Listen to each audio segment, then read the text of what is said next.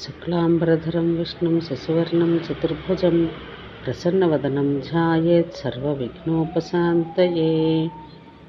శివయోగం 5 విధాలుగా ఉంటుందని శాస్త్రం చెబుతోంది.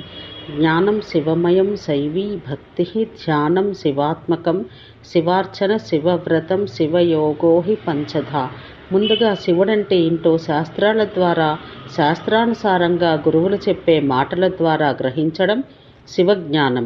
ముందు ఎరుక కలిగి ఉండాలి, ఎందుకంటే ఎరిగి చేసిన కర్మకి బలం ఎక్కువ. అందుకే మొదటి స్థానం శివునికి సంబంధించిన జ్ఞానం కలిగి ఉండడం. శివుని గురించి తెలుస్తూ ఉంటే శివునిపై ప్రీతి ఏర్పడుతుంది.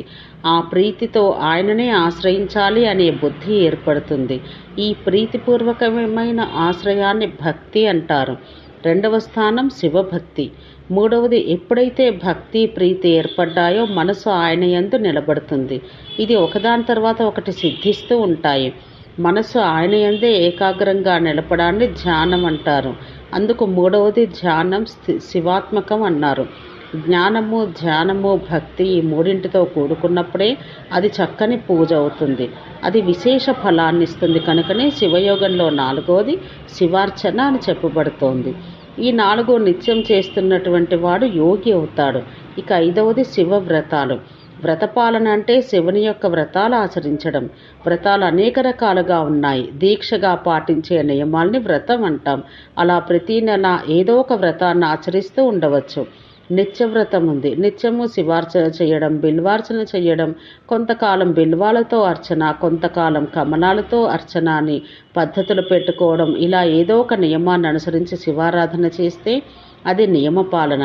అలాగే వారాలలో శివునికి ప్రీతిపాత్రమైన ఆదివారం కానీ, సోమవారం కానీ ఉపవాసంతోనో, అభిషేకంతోనో, జపంతోనో సాధన చేస్తే అది కూడా శివవ్రత పాలనే.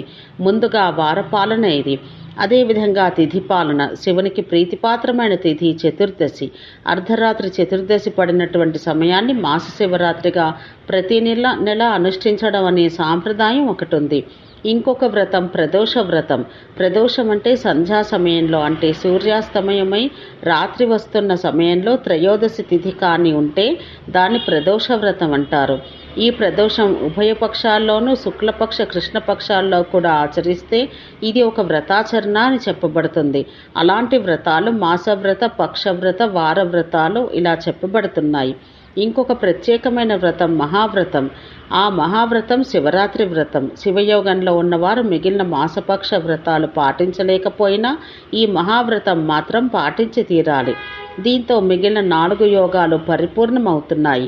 ఈ 5 కలుపుకొని శివయోగం అని చెప్పబడుతుంది. శివజ్ఞానం, శివభక్తి, శివధ్యానం, శివార్చన, శివవ్రత పాలన. ఈ 5 శివయోగులు పాటించాల్సిన విధానం. ఈ 5 పాటించేవారే శివుని కోసం సాధన చేస్తున్నవారు. వీరు ఏనాటికైనా శివప్రాప్తితో ధన్యులవుతారు, ముక్తి పొందుతారు. శంభో శంకర.